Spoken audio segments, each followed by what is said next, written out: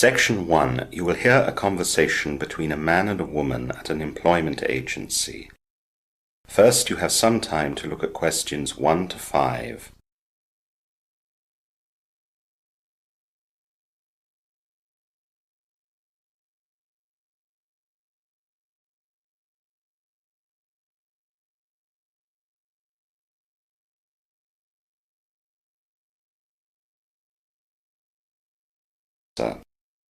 Now the full test will begin. You should answer the questions as you listen, as the recording is not played twice. Listen carefully to the conversation and answer questions 1 to 5. Hi there. Welcome to People Central. I'm Sarah. How can I help you? Hi Sarah, I'm Mark. I'm out of work right now and I'd like to find a job. I'm sure we can find something for you. We have lots of companies searching for people in different industries. What kind of job are you looking for? I'm looking for a job in accountancy. Fine. I'm sure we can help you out with that. To begin with, I need to take some personal details for our files. You said your first name is Mark. What's your surname? It's Castle. C-A-S-T-L-E. Thank you. And I need your address. It's 13 Wellington Street, South Brisbane, Queensland. And the postcode? It's 4101. Now I need your date of birth. It's 30th of May, 1988. Thank you. Let me just write that down. What was the month again? May, the 30th of May, 1988. Got it. Do you have an email address we can have? Yes. Let me think for a second which is best. Do you have more than one? Yes, I've got 3. Really? Okay, I think I know. The address you can use is markc@australianow.com. Okay, just a minute. I have to write that all down. Did you say the provider is australianow.com? That's right. Good. Now, what contact phone numbers do you want to give me? My home number is 07 3554 7671. Do you have a mobile phone number as well? As that's often the easiest way to get hold of people. Of course, my mobile number is 046 9153 443. Thanks. Now let me look at the form. Yes, there's just one more initial question left, and that is whether you have any preferred areas where you'd like to work. I don't really want to travel too far from home, so the area of Brisbane, of course, and I suppose anywhere within a drive of about 2 hours. Before the conversation continues, you have some time to look at questions 6 to 10.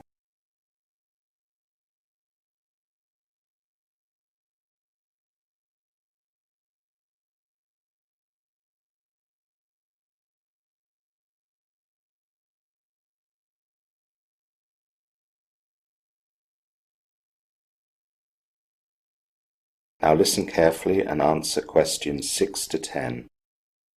Now, do you have your professional certificates? Yes, here you are. They're all in this file. I'll need to make some copies, but our copier is down. Do you mind if I keep them for a day? I have scans of all of them. I can send them to you in a moment from my phone. You can just check the originals now. That's a good idea. I'll do that in a second. Now, we've got a selection of different companies looking for an accountant right now. Let's have a look at this first one. It's a big printing company down the coast called Gold Coast Printing. It's about an hour away, and you can drive there quite easily. I know that company. I can also get a train there quite easily, which I prefer, as it takes away the stress of the drive. I hate driving too far and buses are always too slow for me. Well, that's handy then. So Gold Coast Printing needs someone full-time, starting as soon as possible. The working hours are 9 to 5, Monday to Friday. For details about what exactly you'd be doing and the benefits package, you'll need to talk with the company itself. We just get you together. It's certainly a possibility. I've another company here that needs a part-time accountant starting next month. They're an import-export company and they have a Brisbane city centre location. Parking might be a problem, but the bus or tram would get you there easily. Yes, the travel is no headache and it'd be fun to work in the city centre, but I'm not sure about a part-time job. I'll probably need to earn more than that can provide. Yes, that might be a problem. Let's look at the next one then. It's a fishing company called Barracuda, down on the docks at the Brisbane River. They're a small family firm and they need a full-time accountant to help them with their expansion. That would be very interesting, but I usually prefer larger companies. When it's a small company, there can often be problems with personal relationships. Well, that's the 3 possibilities that we have right now, though I know we might be getting some more next week. Well, I was quite interested in Gold Coast Printing. I can get in contact with them and then see what comes in next week. Okay, I'll set up a meeting for you with them. By the way, do I need to pay you anything for placing me? The company who we place you with will pay us, but you aren't charged any commission at all. Oh good, that's great for me. That is the end of section 1. You will now have half a minute to check your answers.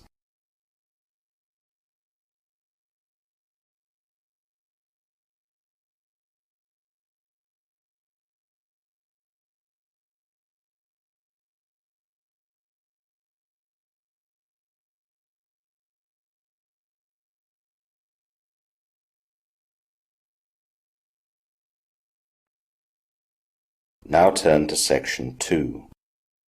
Section 2, you will hear a woman giving an introductory talk at a health centre open day.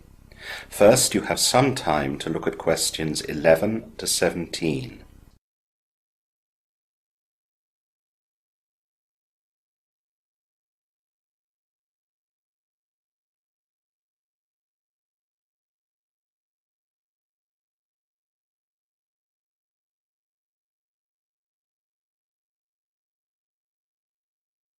Now listen carefully to the information talk and answer questions 11 to 17.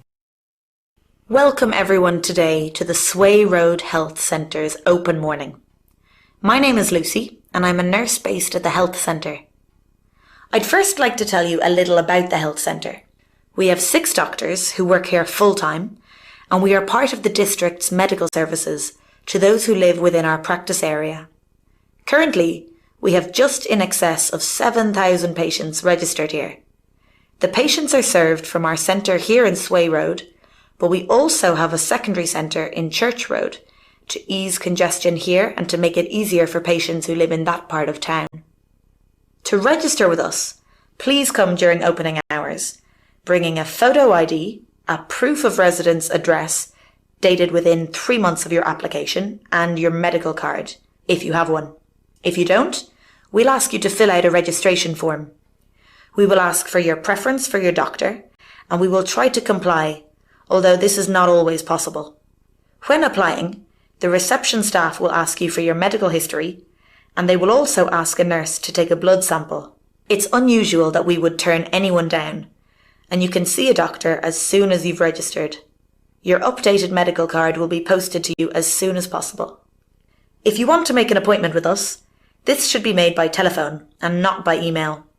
We have email, but due to the large amount we receive, some do not get read fast enough, and appointments are not made in time. Calls can be made to our centre during our opening hours, which are 8 a.m. to 1 p.m. and 2 p.m. to 7 p.m, Monday to Friday. Between 1 and 2 p.m, the centre is closed, except for emergency calls only.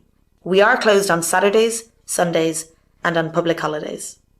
If you do have an emergency, we would stress that a serious one would be better served by going to hospital or by calling an ambulance.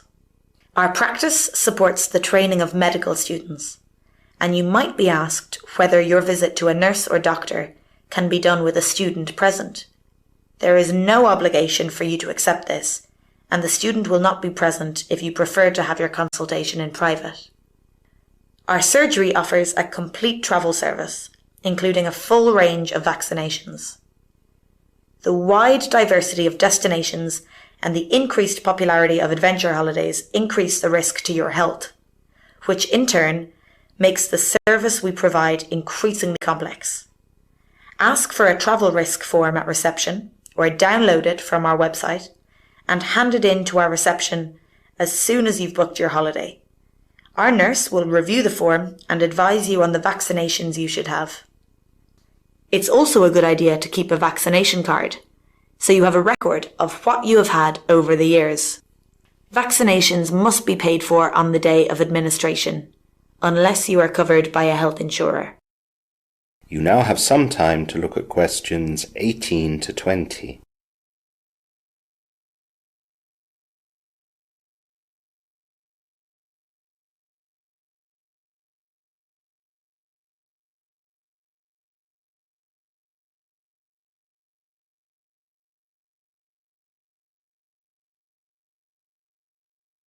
Now listen to the rest of the introductory talk and answer questions 18 to 20. Finally, if you have any suggestions to improve our service, please use the suggestion box at reception. We will provide you with paper and pen if you don't have any. Also, from time to time, people feel that they have a problem with their care.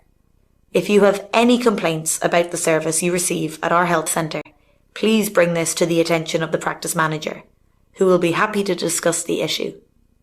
We have a complaints procedure that is available at reception, or it can be downloaded from our website. So, today, all our staff are here for this Saturday morning, so that you can look around the centre and ask any questions. This includes all our doctors, nurses and support staff. All the areas are open, except for the practice offices, which have some sensitive material. You can wander around and ask anyone questions, though please remember that the doctors are not here for consultations, so please do not turn any conversations into a doctor's visit. That's enough from me. Please now look around and ask whatever questions you want. If you'd like to register today, then just go to reception and they'll get you organised. I'll be based here in the waiting room, so you can ask me any questions as well, of course. That is the end of section 2. You will now have half a minute to check your answers.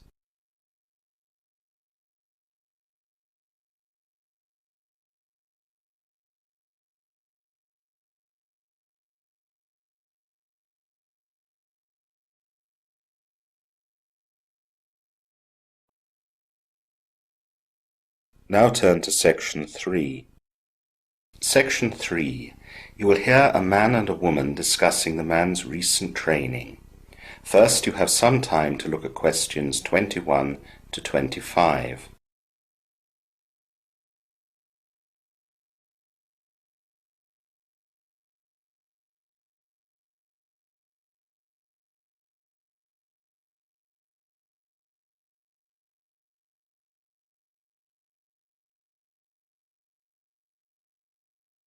Now listen carefully and answer questions 21 to 25. Hi Kevin, welcome back. Hi Christine, thanks. It's good to be back.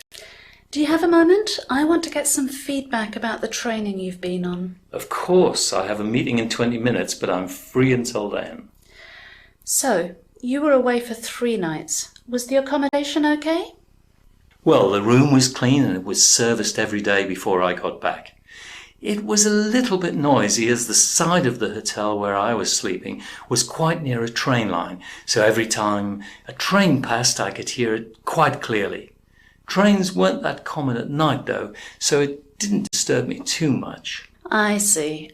Well, next time we book that hotel, we'll request a room away from that side. Did you find the conference centre where the training was easily? The directions they gave me were atrocious. I ended up being half an hour late on the first day. The directions instructed me to take a road that went the other way. It was only when I stopped at a petrol station and asked for directions that I was able to get back on the right road. Didn't you have a sat-nav? I did, but the charging cable had broken and it wasn't working that morning. If it had been working, then there would have been no trouble at all. Were they okay that you were so late on the first day? Some of the other trainees gave me looks, but the trainer wasn't worried and she was very apologetic about the problems. She even phoned her boss to complain at the first break and told me they would fix things immediately. That's more like it. Yes, and that really summed up the trainer. Nothing was too much trouble for her. She was also extremely knowledgeable about her subject and skilled at getting her ideas across. A natural teacher, I'd say. I'm happy about that. At my last training, the trainer was just awful. He was late, he hadn't prepared, and he plainly didn't care about any of the trainees. Oh, that does sound awful. Was everything okay at the conference centre? Well, the internet connection was a bit slow, which was annoying as I wanted to keep in contact with the office.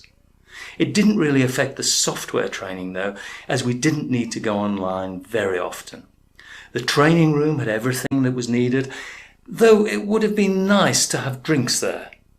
These places are all air-conditioned and it can make you very dry. The food was fine and the place was clean and tidy. How were the other trainees?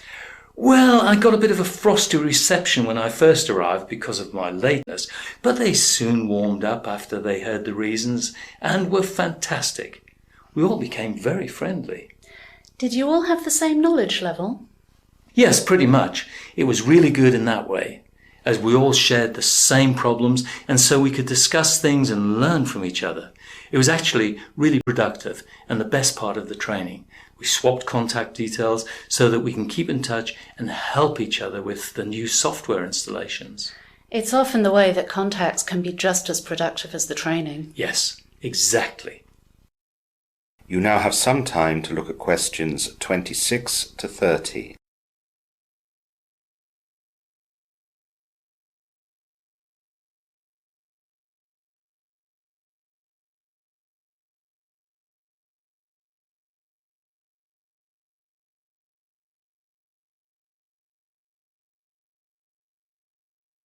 Now listen to the rest of the discussion and answer questions 26 to 30. So, did you manage to get the software all installed on our systems? Yes, I did, but it was quite a struggle. What happened? The plan was after the training I would spend the weekend here at the offices installing everything. That was a bit tough, having to spend the weekend here. Yes, but when things like this happen, my contract states that I get an extra 4 days in lieu that I can add to my summer holiday. That made my wife quite happy. I bet it did. So I had a real long session here at the weekend. What happened? The first thing was that our existing operating system was a bit out of date for the new software. In order to fix that, I had to run updates on the whole system, and during that time, I just had to wait. Did it take long? A couple of hours. It had to be done though, or I'd have had to buy new computers for everyone. The updates were slow, but free. The next problem was that our systems just couldn't accept the new software. I tried everything, but it wouldn't work. I thought I'd have to get a consultant in this morning to help me. How did you fix that in the end? Fortunately, one of my fellow trainees on the course had just done what I was trying to do, so I called her. She managed to talk me through everything. It took a bit of time though, and I really thought I'd have to get the consultant in. So, it all got installed in the end? Yes, but the problems hadn't ended. What happened next? Well, after I got everything fixed up, I did a few trial runs in order to see if things were working well. It seemed fine, but then I noticed some irregularities. Unfortunately, a bug had got into the system and was starting to mess things up. How did you fix that? It was lucky I saw it so early, or I'd never have fixed it. I had a look at the code that was causing the problem, and I recognized it. It was something the antivirus setup we have already couldn't handle, so I had to buy some more complex add-ons. They were downloaded straight away and they cleared away the bug. Was that the end of it? Almost. The last thing was that I stayed so long at the office on Sunday night that the automatic alarm was set while I was still there. Of course, the alarm went off and the alarm was blaring out. I thought the police were going to come and take me away. Did you call the security firm and give them the all-clear password? Yes, I did, but it was the old one. I gave the new one straight away afterwards, but it was too late then. I had to call the boss and he called the security. Luckily, it all happened before the police got there. That is the end of section 3. You will now have half a minute to check your answers.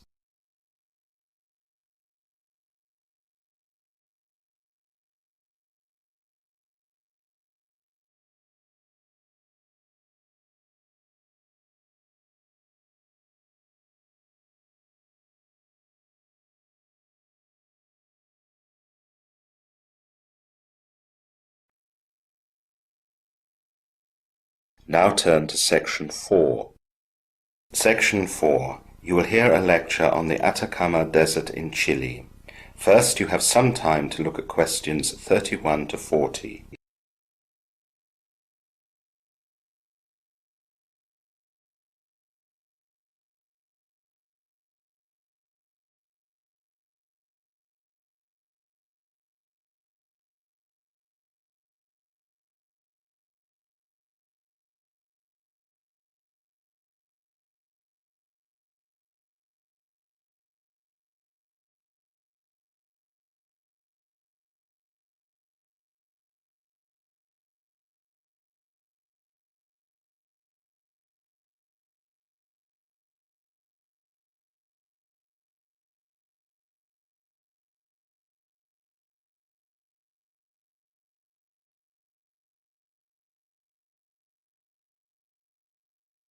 Now listen carefully and answer questions 31 to 40. Good morning everyone, and welcome to this lecture on geography. We are going to continue our focus on deserts and desertification, and today we'll look at the phenomenon of rain shadow deserts. As an example, we'll have a look at the Atacama Desert, the highest and driest desert in the world. The centre of the Atacama Desert is known as the driest place on Earth. The reason for the Atacama's aridity is due to its special geographical conditions, which create what is known as a rain shadow over the area. Rain shadow deserts are formed because tall mountain ranges prevent moisture-rich clouds from reaching areas on the other side of the range. In the case of the Atacama Desert, winds coming off the Atlantic Ocean carry moisture towards the Andes. The mountains cause the moist air to rise until condensation causes the moisture to be released as rain. As all this moisture is released from the cloud, only dry air moves over the top of the Andes. Any wind that comes off the Pacific towards the Atacama Desert is too cool to retain any moisture. The result is that nearly all the air above the Atacama is too dry to create any rain, and it is this that is known as a rain shadow. One unexpected benefit of the rain shadow over the Atacama and the desert's high altitude is that it creates an unusually clear sky, and so the area is ideal for the observation of space. Last year, the US National Science Foundation inaugurated the Atacama Large Millimeter Array, one of the world's most powerful telescopes. The telescope comprises 66 antennas that will provide high-resolution images of the earliest galaxies in the distant universe, as well as the formation processes of planets circling stars in our own Milky Way galaxy. Scientists from around the world will have the opportunity to explore such objects as they never could before, with an array of telescopes more than 100 times more powerful than any previous millimeter arrays. The Atacama Desert of Chile covers the northern third of the country, stretching more than 1,000 kilometers. Straddling the southern border of Peru, it is bound on the west by the barren hills on the Pacific coast, and it extends east into the Andes Mountains. At an average elevation of about 4,000 meters, it is not only the highest desert in the world, but also one of the coldest, with temperatures averaging between 0 and minus 25 degrees Celsius. The plant and animal life in the Atacama survive under perhaps the Earth's most demanding conditions. Local populations have relied on some of the species of plant for medical purposes for generations. Animal life is very rare in this desert, though there are a few insects and lizards to be found. Mice and foxes are also present, but in very small numbers. In spite of its inhospitable environment, the Atacama Desert has a variety of natural resources, and the Atacama was one of Chile's chief sources of wealth until the First World War. Prior to that time, that nation had a monopoly on the nitrate commerce worldwide. 3 million tons were extracted in some years, and the taxes alone on these exports amounted to 50% of the government's revenues. Currently, the Atacama Desert is littered with approximately 170 abandoned nitrate mining towns, almost all of which were shut down decades after the invention of synthetic nitrate in Germany at the turn of the 20th century. Since that time, sulfur has been mined, as well as copper, which is the region's chief source of revenue, providing over 30% of the world's copper supply. The Atacama border dispute between Chile and Bolivia began in the 1800s over these resources. Because of the lack of rainfall, the environment offers little support to agriculture, but some farming is done near the river oasis. Lemons are grown on the shores of the salt marshes, while potatoes and alfalfa are grown near the lower river. Despite extremes and desolation, there is stunning beauty, and tourism is now one of the major sources of income for the area. With the Andes as a backdrop, the desert contains 5 snow-topped volcanoes, which are the highest volcanoes in the world. The desert also has impressive geysers, lagoons, and other spectacular natural features. In addition, these beautiful and rare sites draw scientists wishing to study the area, And, as a result, environmentalists are concerned about the number of people who enter the Atacama, and the environmentalists claim that the visitors have not been educated sufficiently to understand the delicate balance that is needed in this environment. Urbanization and mining operations have already brought about some damage, and overgrazing of domestic livestock has occurred in the north, as has commercial gathering of rare plants, including cacti and bulbs. It's hard enough for plants to grow in this area as it is, without having their growth cycles broken up by humans. That is the end of section 4. You will now have half a minute to check your answers.